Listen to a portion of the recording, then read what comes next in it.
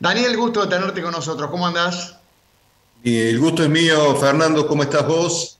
Bien, muy bien. Interesado en tener tu mirada, tu opinión, después de lo que estás viendo en esta Argentina, primero con una derrota muy importante del peronismo y segundo con esto que ya se insinuaba, se veía, se sabía, pero quedó expuesto a la luz de todos, la pelea feroz entre Alberto y Cristina.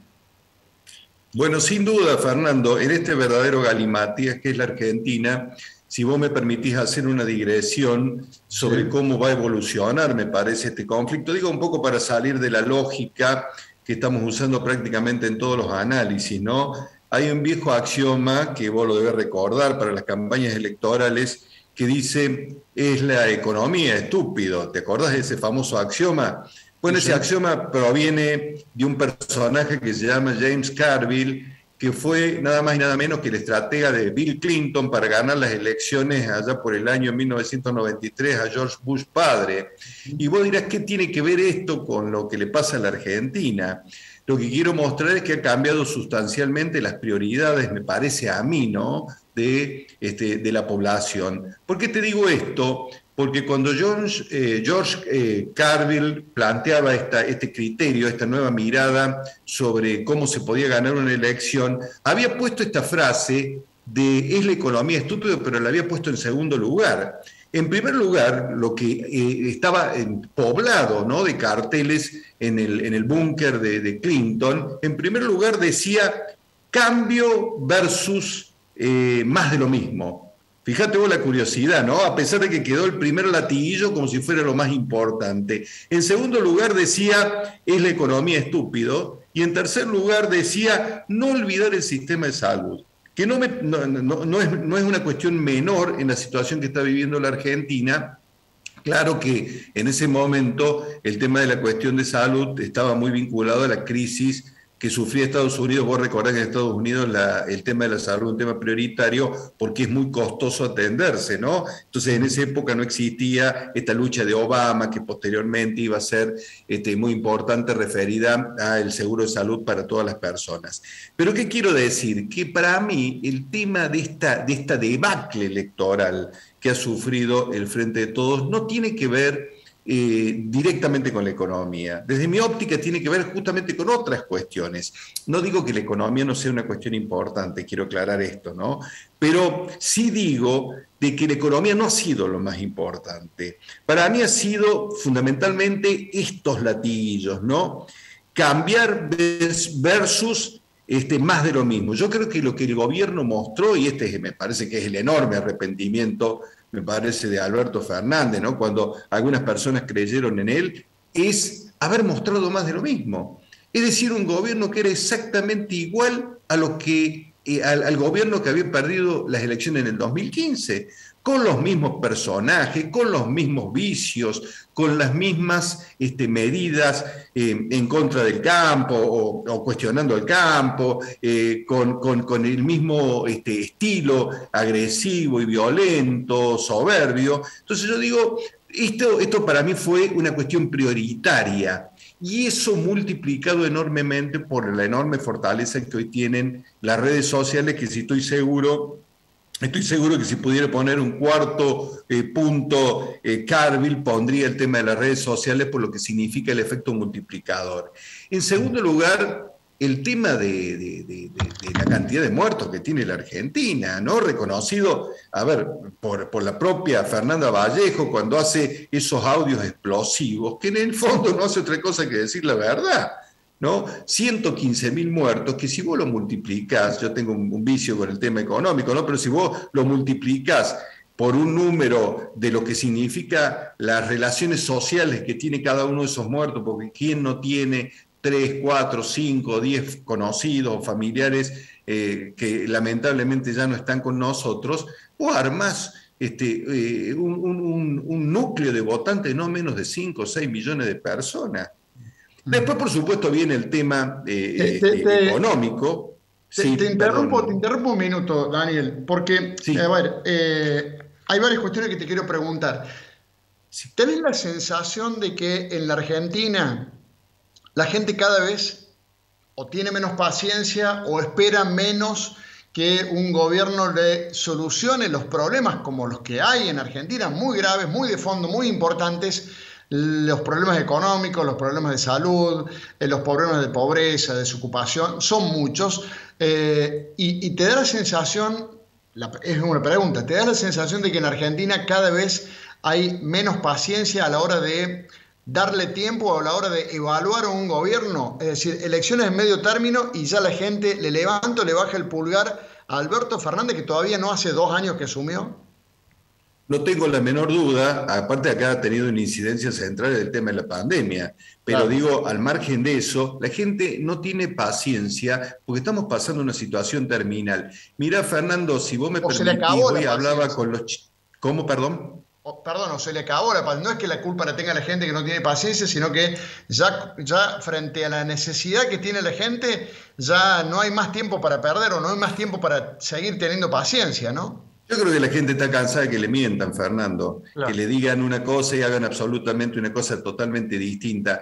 Mira, yo hoy hablaba con mis alumnos a la mañana y les decía qué pasaría en una hipótesis si esta no hubiera sido una elección de medio término, hubiera sido una elección presidencial.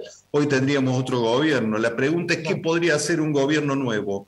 Esa es la gran pregunta. Y la crisis estructural es tan grande en la Argentina, tan grande, que el problema no lo resuelve A o lo resuelve B, lo resuelve un acuerdo general de trazando 5 o 6 políticas de mediano y de largo plazo, porque no hay ninguna otra alternativa para salir de esta crisis, Fernando. El gobierno cree que lo va a resolver incorporando los 4.300 millones de dólares que le dio el Fondo Monetario Internacional el presupuesto.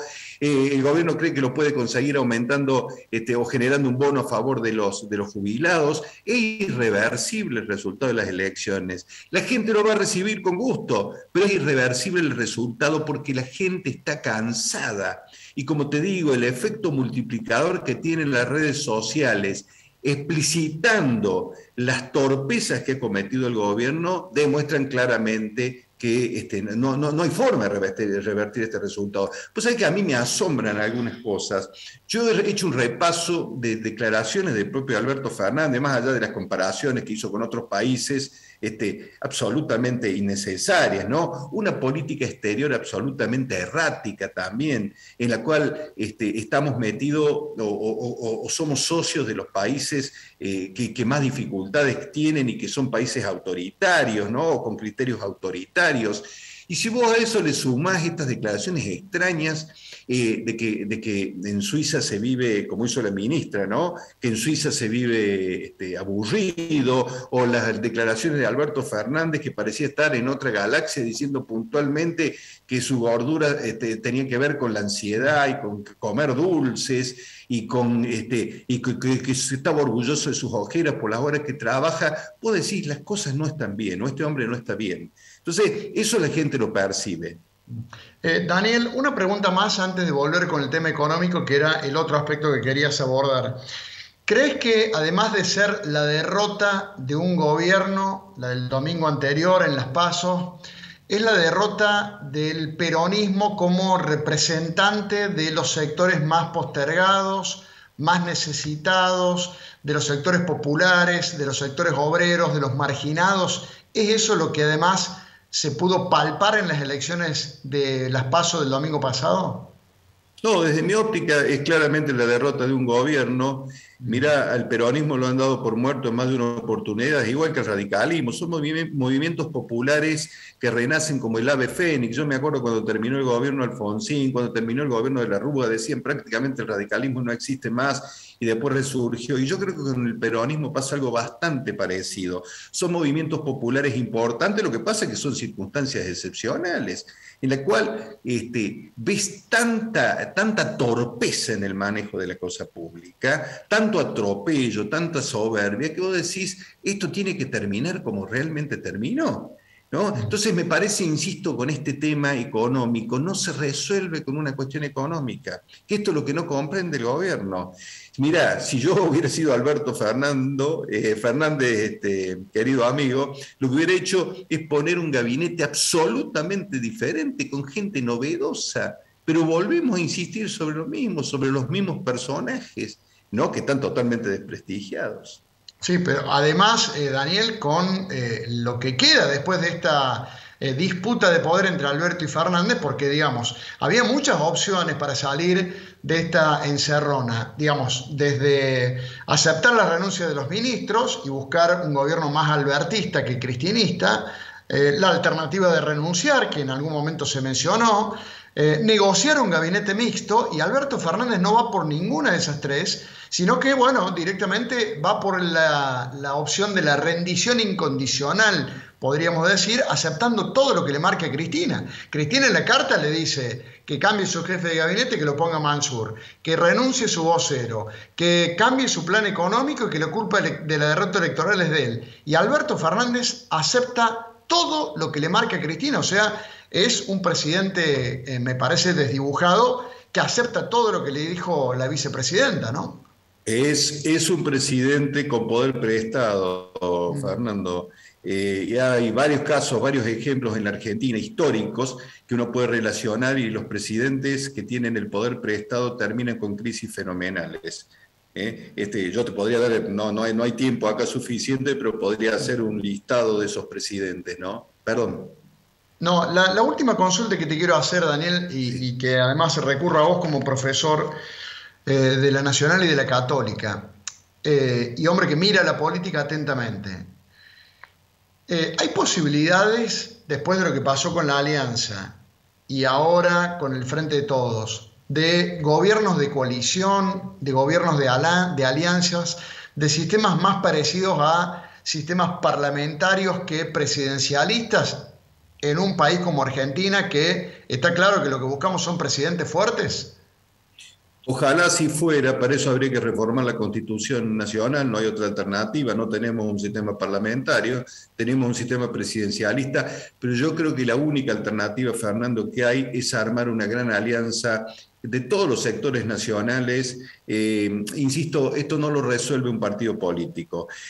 Por eso a mí me preocupa a veces los grados de algarabía que hay en Juntos para el Cambio, porque si bien mucha gente los votó con confianza en ellos y con, digamos, visualizando personajes interesantes en Juntos para el Cambio, yo no sé si ellos tienen un plan económico que hoy pueda resolver los grandes problemas de la Argentina. Entonces, me da la sensación que nos guste o no nos guste, tiene que haber una gran alianza nacional que resuelva estos problemas. Insisto, que nos pongamos de acuerdo en 7, 8 cuestiones centrales y miremos todos para el mismo lugar. Eso no significa bajar banderas. No significa terminar con las ideologías, significa simplemente tener un acto de generosidad y de grandeza y acordar 7, 8 cosas que son centrales, vinculadas a la educación, a la salud. Es indispensable al respeto por la división de poderes, cuestiones básicas y elementales. O sea, ¿crees que la salida es con estas políticas de Estado en las que nos tendríamos que poner de acuerdo, o con las que se tendrían que poner de acuerdo los distintos actores, los distintos partidos políticos en la Argentina? ¿Vos creés que el Frente de Todos solo o Cambiemos solo no puede resolver esta situación? Estoy absolutamente seguro, ahora es una cuestión histórica, analizar el gobierno de Macri y terminó en una derrota asombrosa. Analicé el gobierno de Fernández y esto te da la pauta que la única alternativa es buscar caminos de encuentro.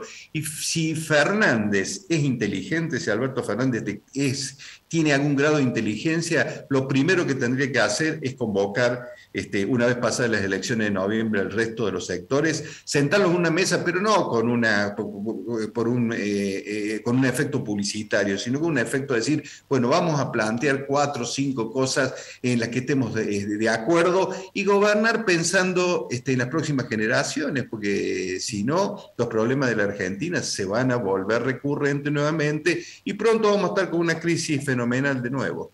Y pensar que así empezó, ¿no? Con el eslogan Argentina Unida. Así empezó, pero se quedó en el eslogan.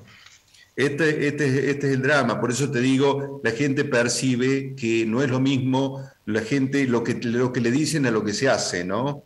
Lamentablemente en política en la Argentina hay muy poca gente que realmente dice lo que piensa. en serio, ¿no? Y te dicen cosas, pero no piensan en eso, no tienen la convicción de ese tipo de situaciones. Entonces, nadie tiene, desde mi óptica, nunca tuvo la convicción en el frente de todo de buscar una gran alianza nacional, porque pensaban que volvían para quedarse con todo, que la gente los había elegido porque los extrañaba, porque el macrismo se había portado mal con la clase media, y mira lo que pasa, ¿no? Cada vez hay menos tiempo, Fernando, cada vez demora menos esto digamos, en eclosionar. Así que me parece que van a tener que pensar muchísimo los que están ahí en el banco de suplentes esperando para entrar a la cancha. Muy interesante, como siempre, escucharte, Daniel. Agradezco estos minutos con nosotros. Te mando un abrazo. Un abrazo grande, Fernando, un gusto, ¿eh? Igualmente.